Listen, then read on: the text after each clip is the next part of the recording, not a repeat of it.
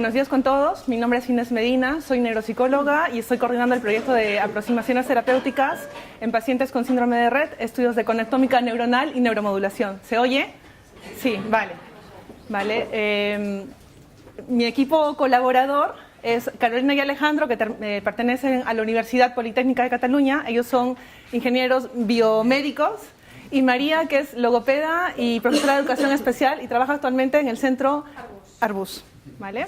Vamos a explicar un poco en qué consiste os explico un poco de qué vamos a hablar. Primero haremos una introducción a la electroencefalografía, que es la técnica que utilizamos para medir la actividad cerebral.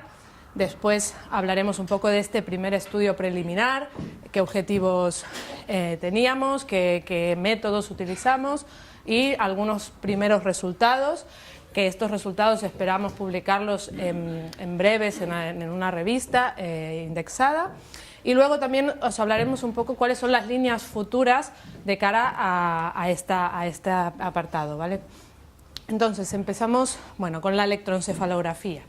¿Qué es la electroencefalografía?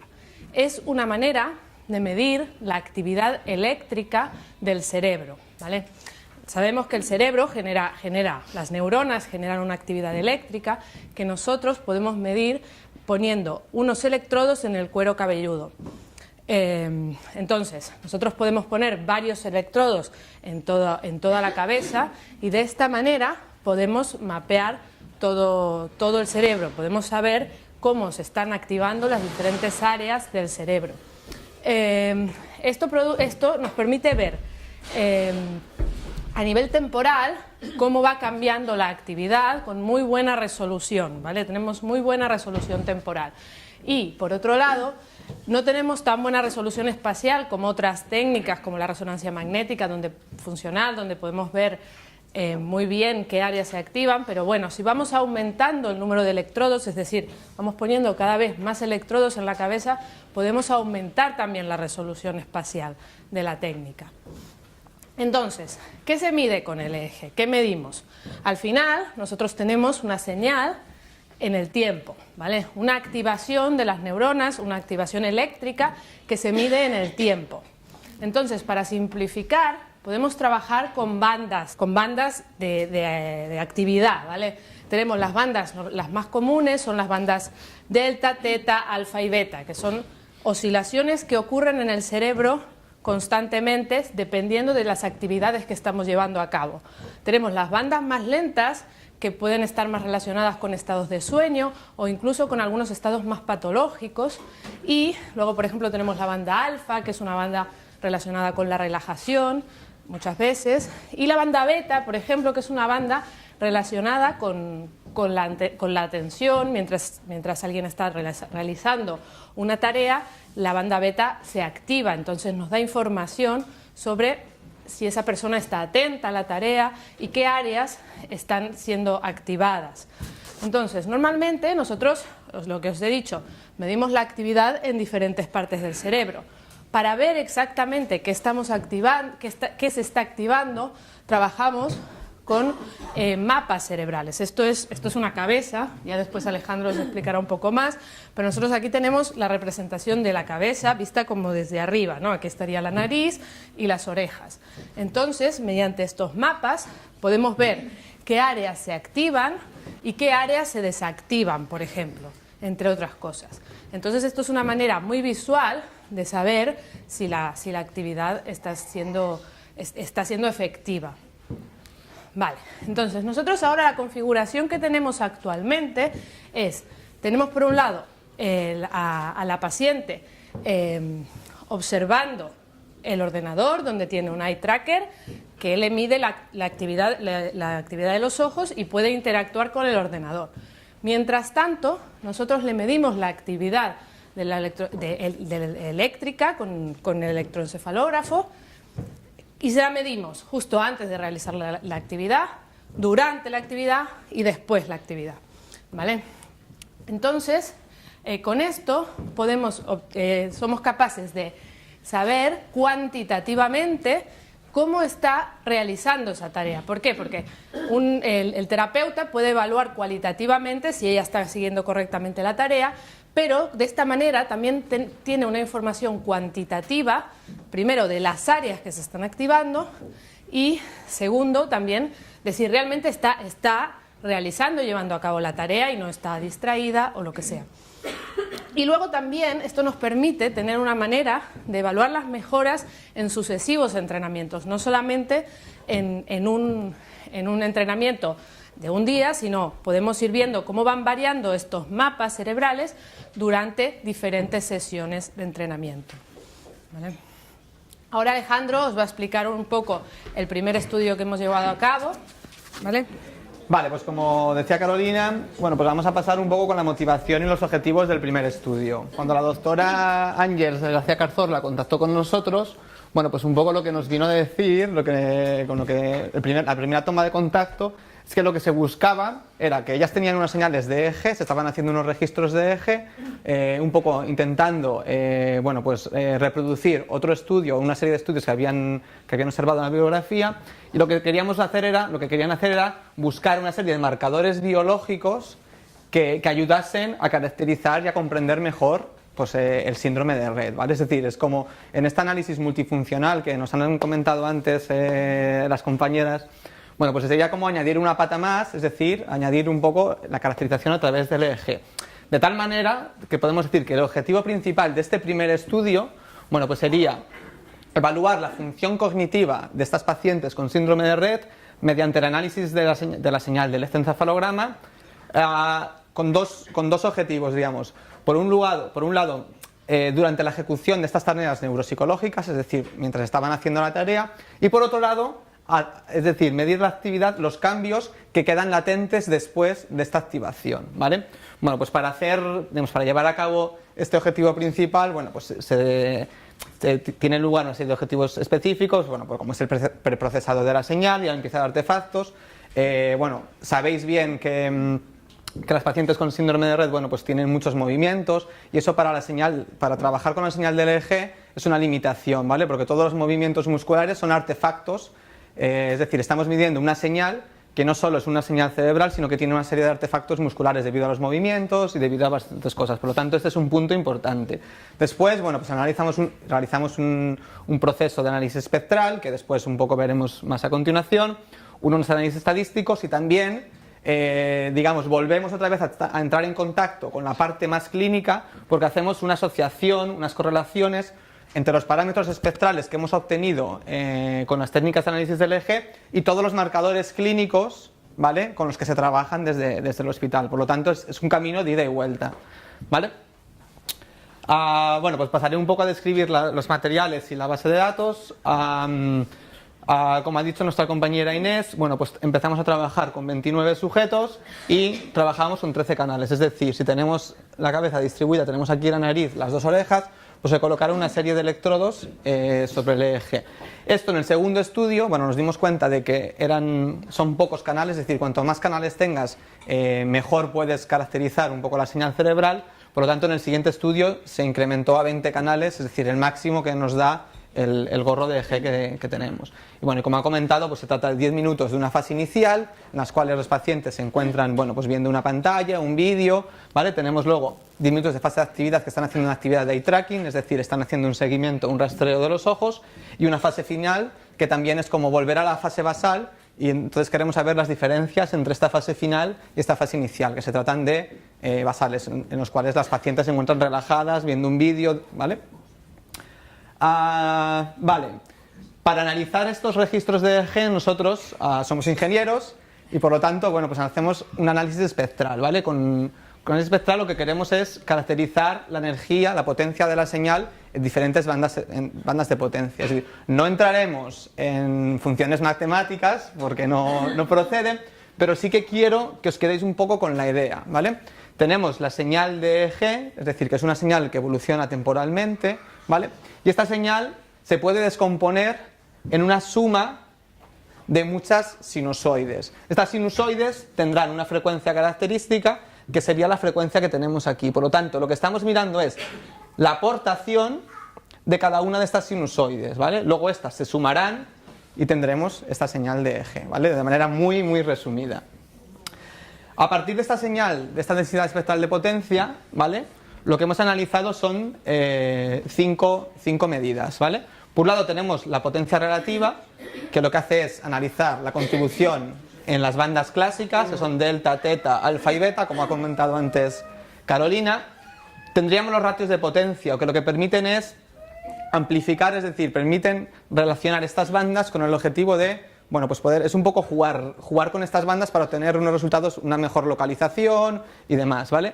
Luego tendríamos, por otro lado, la entropía espectral y la frecuencia mediana, ¿vale? La frecuencia mediana lo que mide, digamos, es donde se concentra el 50% de la potencia. Simplemente, en este caso veis cómo la mayor parte de la potencia está aquí, es decir, en frecuencias más bajas, y en este caso de aquí, la mayor parte de la potencia está más desplazado hacia altas frecuencias, ¿vale? Quedaros únicamente con este concepto, ¿vale? Que hay un desplazamiento de las componentes frecuenciales de esta señal. Y por otro lado, la entropía espectral, ¿vale?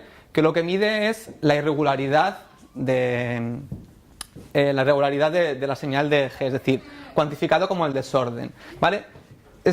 Tendríamos una entropía grande cuando tenemos que las componentes espectrales, digamos, son similares a esta línea, es decir, tenemos unas componentes más planas. Sin embargo, tendremos una entropía más pequeña cuando tengamos unas componentes más picudas, es decir, cuanto más concentrado está, la entropía es más pequeña, ¿vale? Era simplemente quedarnos con estos conceptos. El quinto parámetro que hemos calculado es la simetría espectral, ¿vale?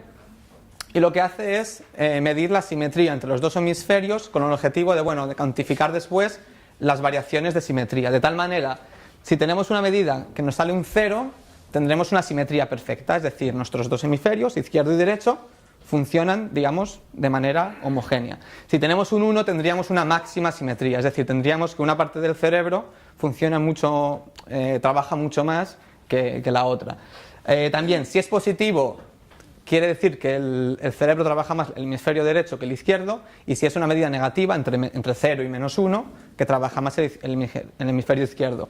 De tal manera que si lo que medimos es la variación entre esta medida de simetría final inicial, si esta medida se reduce, quiere decir que vamos hacia una mejor simetría. Sin embargo, si esta medida aumenta, vamos hacia un valor peor de simetría. Visto un poco los métodos que hemos utilizado, espero que hayan sido de manera didáctica, que no hayamos entrado. Vamos a analizar un poco los resultados de este primer estudio, ¿vale? Sobre estos resultados estamos elaborando una publicación que vamos a mandar a una revista de alto impacto, y, digamos, todavía nos queda analizar los resultados de este segundo estudio, ¿vale? Que estamos en proceso de análisis. En el primer lugar, pues vamos a mirar la actividad en las potencias relativas, ¿vale? Tendríamos la banda delta, son bajas frecuencias, teta, alfa y beta, que son las más altas frecuencias. Por un lado miramos la actividad al inicio de la tarea, durante la tarea cognitiva y después de la tarea, ¿vale? Y el parámetro de interés, el interés que los clínicos nos han transmitido, es que quieren mirar a ver qué diferencias hay entre el final de la tarea y el inicio. Es decir, ya hay una constancia de que durante la tarea hay unas diferencias, pero queremos saber si esta estimulación cognitiva es latente, es decir, continúa después en esta fase final, que también es una fase basal. De esta manera lo que hemos hecho es comparar la fase final con la fase inicial, y obtenemos cómo en las frecuencias bajas, frecuencia delta, tendremos una disminución, ¿vale? Y además esta disminución es significativa, estadísticamente significativa, ¿vale? Sin embargo, en las potencias altas, ¿vale?, lo que obtendríamos es un aumento, tenemos unos colores rojizos, ¿vale? Por lo tanto, tenemos un aumento de las frecuencias. Por lo tanto, ¿vale?, ¿qué tendríamos? De un espectro que tendríamos inicialmente así, hemos pasado a un espectro más desplazado hacia las altas frecuencias. Normalmente, es decir, las bajas frecuencias están asociados con procesos patológicos, ¿vale? Por lo tanto, un aumento de las bandas frecuenciales se relaciona con una mejora, ¿vale? Una mejora cognitiva, una mejora de la atención, ¿vale? Entonces, si continuamos con los ratios, analizando los ratios de potencia, como hemos visto que las principales diferencias se nos daban entre las bajas frecuencias y las altas, si medimos el ratio entre beta y delta, es decir, entre las más altas y las más bajas, lo que nos permite es obtener un mapa muy localizado de dónde se producen las mayores diferencias, ¿vale? Analizando la frecuencia mediana y la entropía espectral, volvemos a observar lo mismo. Por un lado, la frecuencia mediana aumenta, es decir, como habíamos visto que se desplazaba la frecuencia, ¿vale? Se desplazaba el espectro, es normal que esta frecuencia mediana aumenta. Es decir, lo que nos viene a decir es un resumen de lo que hemos visto en la parte anterior. Y la entropía espectral, ¿vale? Pues también hemos visto que aumenta, es decir, pasamos de una señal más plana a... Sí, Sí, exacto, pasamos de una señal más uniforme a una señal menos uniforme, es decir, más concentrada en frecuencia. Vale, el siguiente punto que analizamos sería la simetría, ¿vale? Entonces tendríamos la comparativa de la simetría entre la fase inicial y la fase final. Por un lado, vemos que todos los valores, ¿vale?, son negativos, por lo tanto, en todos los casos tenemos una aportación mayor del hemisferio izquierdo con respecto al hemisferio derecho. Y si analizamos las variaciones, que es lo que nos importa, ¿vale?, vemos cómo las pacientes entre 5 y 10 años presentan una clara mejora de la simetría, ¿vale? Las pacientes entre 11 y 15 años, digamos, más o menos un mantenimiento de la simetría. Sin embargo, las pacientes ya entre 16 y 20 años tienen no un empeoramiento, porque al final la media está muy cercana al cero, es decir, como un mantenimiento o incluso algo peor. Quiere decir, esto lo que nos muestra es cómo cuanto menor es la edad, es decir, mayor es la modificación de estas ondas cerebrales. Es decir, cuanto mayor es la edad, estamos en un estado más desarrollado del síndrome de Rett, y por lo tanto justifica mucho lo que han dicho las compañeras clínicas antes, que el interés quizás está en intentar analizar bien las pacientes cuanto más menores mejor, porque es donde tenemos una diana, ¿vale?, para poder mejorar. Por último, lo que os decía, también podemos relacionar estos análisis con los parámetros clínicos. Entonces, en este caso, analizando estas potencias relativas, la evolución de las potencias relativas, frecuencia mediana y entropía, en función de los estadios clínicos, vemos una cosa. En el estadio 4, es decir, también las pacientes más mayores, con un desarrollo de la enfermedad mayor, tenemos esta disminución de potencias bajas, que ya no es significativa, aunque depende mucho de la estadística, ¿vale? Bajamos mucho el número de casos, por lo tanto la estadística nos penaliza. Pero tenemos una disminución y un aumento en las siguientes bandas de frecuencia, pero enseguida, digamos, la banda teta ya tiene un aumento. Por lo tanto, tenemos tenemos un desplazamiento del espectro, pero en un pequeño nivel. Esto también se ve aquí en la frecuencia mediana, como en el caso del estadio 3 tenemos un mayor desplazamiento. ¿Cómo lo vemos también? En el estadio 3 tenemos una clara disminución de las bajas frecuencias, que estadísticamente también es significativo. En la banda teta tenemos también ligeramente una disminución, ¿vale? Está como entre medias, y aquí ya sí que tenemos claramente un aumento. Por lo tanto, el desplazamiento en el estadio 3 podemos concluir que es mayor que en el estadio 4, ¿vale? Entonces, cuanto más incrementemos la base de datos, estos mapas serán más relevantes, ¿vale? Porque la estadística depende mucho de las muestras que tengamos. Para finalizar, pues esto, los resultados iniciales sugieren que en el estadio 3 tiene una modificación mayor. Para finalizar, pues unas conclusiones y líneas futuras, ¿vale? Por un lado hemos visto que tenemos un desplazamiento del espectro de frecuencias hacia altas frecuencias, ¿vale? Esta actividad espectral, cuando está concentrada en bajas frecuencias, es un signo de una patología. Por lo tanto, una mejora, un desplazamiento, también es un signo de una mejora, ¿vale?, de la función cognitiva. ¿Y en qué se puede desarrollar esto? ¿En qué se puede concluir? Pues que tenemos una mejora de la concentración, se potencia un estado mental, es decir, en principio parece que es una buena actividad. Por otro lado, tenemos una variación de la simetría entre los hemisferios, ¿vale? Fundamentalmente en el grupo de las niñas más pequeñas, entre 5 y 10 años, ¿vale? Y esto lo podemos relacionar pues, con un mayor grado de seguimiento de la tarea, ¿vale? Y una mejor respuesta a esta estimulación cognitiva. Y por último, bueno, pues también que tenemos que si analizamos, correlacionamos estos resultados con variables clínicas, también se podían correlacionar con variables genéticas, se podían correlacionar con un montón de valores clínicos, es decir, pues podemos observar diferencias en una serie de patrones clínicos, que en este caso las pacientes del estadio 3, con respecto a los subgrupos, ¿vale?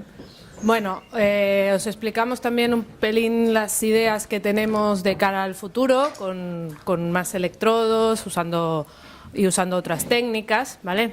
Inés también ha introducido un poco la idea de conectividad, que son estos mapas de conexiones que hay en el cerebro, ¿vale? Al final nosotros podemos tener dos tipos de conectividad. Una conectividad que le llamamos conectividad estructural, ¿vale? Que es una conectividad que obtenemos con técnicas como la resonancia magnética. Al final, utilizando una técnica que es parte de la resonancia magnética, que se llama Diffusion Weighted Imaging, nosotros podemos obtener, digamos, las fibras que existen en cada uno de los cerebros, y esto es individual, es decir, cada cerebro tiene sus propias fibras, ¿vale? Con esto, y dividiendo el cerebro por partes, a lo que le llamamos parcelación, ¿vale? Podemos conocer cómo están las rutas marcadas en el cerebro, es decir, cada parte del cerebro está interconectada con otra de una forma estructural, ¿vale? Entonces, mediante esta técnica podemos saber cómo están conectadas las estructuras del cerebro, ¿vale? Por otro lado, usando electroencefalografía, podemos medir también la conectividad funcional. Que la conectividad funcional es cómo todas estas áreas, todas estas rutas que ya están puestas en el cerebro, cuáles se interrelacionan entre sí cuando estamos realizando una tarea, ¿vale? Esto también es importante porque puede ser que haya rutas que se activen u otras rutas que se inhiban durante la realización de una tarea. Entonces, todo esto lo vamos a poder medir utilizando el concepto de conectividad funcional. De esta manera podremos saber cómo cada paciente está reaccionando y qué áreas se están interactuando entre sí cuando estamos realizando una tarea. Por otro lado, también el concepto de neuromodulación. Nosotros ahora estamos en este montaje de aquí, en este paradigma de aquí, ¿no? Donde tenemos el eje y tenemos el eye tracker para comunicarnos con el ordenador. Pero la idea del futuro también es usar tanto la información que viene del eye tracker como la información que viene del eje para modificar la tarea en tiempo real, ¿vale? Es decir, nosotros podremos adaptar las tareas según el rendimiento de la propia tarea, ¿vale? Porque si, por ejemplo, una niña no está muy atenta, podemos bajar la complejidad o podemos cambiar la tarea o incluso si una niña pues vemos que va haciéndolo bien y va mejorando, podemos en ese momento mejorarle la tarea, ¿vale? Esto me permite una mayor motivación y a la vez un mayor rendimiento, y esto bueno, es algo que se ha ido probando en otros tipos de enfermedades neurológicas y ha tenido muy buen resultado. Por otro lado, también otra forma de neuromodular es con la estimulación eléctrica, que es algo que también se tiene que probar. La estimulación eléctrica consiste en producir una serie de descargas de muy baja amplitud en los mismos electrodos donde estamos midiendo la actividad.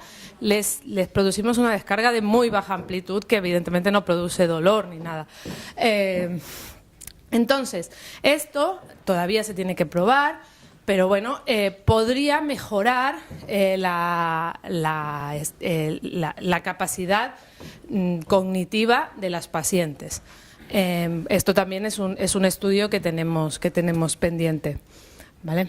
Y por último, como conclusión de nuestra parte y de las líneas futuras, es que bueno, el análisis que estamos realizando de electroencefalografía y de conectividad nos permiten también conocer mejor la enfermedad y poder actuar y buscar nuevos tratamientos, porque podemos saber cómo se está activando en cada momento el cerebro, y aparte de no solo mejorar, y también conocer y personalizar para cada paciente